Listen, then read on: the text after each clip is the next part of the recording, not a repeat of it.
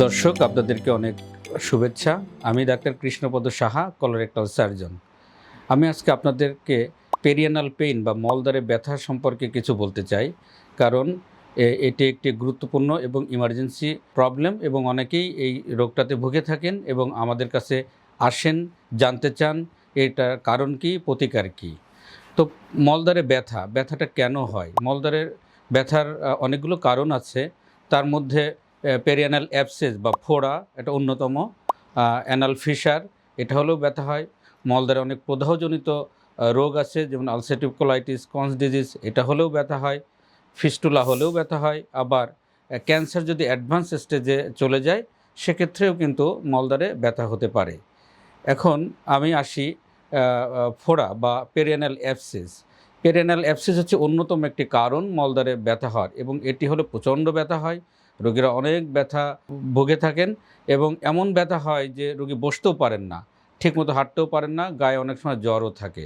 তো এটা একটা ইমার্জেন্সি কন্ডিশন এবং এটা হলে অবশ্যই চিকিৎসকের শরণাপন্ন হতে হবে এবং একজন কলোরেক্টাল সার্জনের শরণাপন্ন হতে হবে। কারণ এটি হচ্ছে একটি ইনফেকশান। এটি ইনফেকশান হয়ে মলদ্বারের যে গ্রন্থিগুলো থাকে, অ্যানাল গ্ল্যান্ড বলে, এই গ্ল্যান্ডগুলোতে মিউকাস জমে ইনফেকশান হয় এবং পুজ হয়ে যায়। ফলে একজন সার্জনকে দেখালে অবশ্যই আপনাকে তিনি পরামর্শ দিবেন এটা চিকিৎসা কী।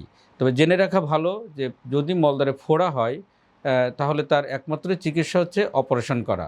অপারেশন করে পুজটা বের করে দিতে হবে। এটা ছাড়া দ্বিতীয় কোনো অপশন এই চিকিৎসায় নাই। তাহলে আমি বলবো যে যদি ফোড়ায় বা এরকম ধরনের উপসর্গে আপনারা যদি ভোগেন, তাহলে অবশ্যই একজন চিকিৎসক বা কলোরেক্টাল সার্জনের পরামর্শ নেবেন এবং তার শরণাপন্ন হবেন। এখন আসি অ্যানাল ফিস্টুলা। ফিস্টুলা হলে কি, ফিস্টুলাটাও এরকমই, অনেক সময় ব্যথা হয়, আবার অনেক সময় ফিস্টুলাতে ব্যথাও হয় না। তো এক্ষেত্রে আপনাদের চিকিৎসকের শরণাপন্ন হতে হয় এবং এটা চিকিৎসা পদ্ধতিটাও সার্জারি, অপারেশন করিয়ে এই রোগটা থেকে মুক্তি লাভ করা সম্ভব। অ্যানাল ফিশার, মলদ্বারের ব্যথার অন্যতম আরেকটি কারণ হচ্ছে অ্যানাল ফিশার। এই ফিশার হলে কিন্তু প্রচণ্ড ব্যথা হয়, রোগীর শক্ত পায়খানা হয়, পায়খানার পরে অনেক জ্বালাপোড়া করে। অনেকে বলে থাকেন যে মরিচ লাগানো জ্বালাপোড়া, মরিচ যেন আমার বাথরুম করার পরে, মলত্যাগের পরে যেন মরিচ ঝাল লাগিয়ে দিয়েছে আমার মলদ্বারে, প্রচণ্ড জ্বালা হয় এবং সাথে কিন্তু মলের সাথে রক্তও যায়। তো এটা হলেও কিন্তু চিকিৎসকের শরণাপন্ন হতে হবে। অ্যানাল ফিশার হলে আবার সবসময় সার্জারি লাগে না। প্রাথমিক দিকে আমরা লাইফস্টাইল চেঞ্জ বা খাদ্যাভ্যাসের পরিবর্তন করে কিন্তু এই চিকিৎসা করে থাকি। কারো যদি এই চিকিৎসায় ভালো না হয় বা সমস্যা বাড়তেই থাকে, ব্যথা হতেই থাকে, রক্ত বেশি যায়, তখন হয়তো আমরা সার্জারির পরামর্শ দিয়ে থাকি, অপারেশনের অ্যাডভাইস আমরা দিয়ে থাকি। আর প্রদাহজনিত অনেকগুলো কারণ আছে, সেগুলো আর কি আমরা মেডিকেল ট্রিটমেন্ট বা ওষুধপত্র দিয়ে আমরা এটা চিকিৎসা করে থাকি।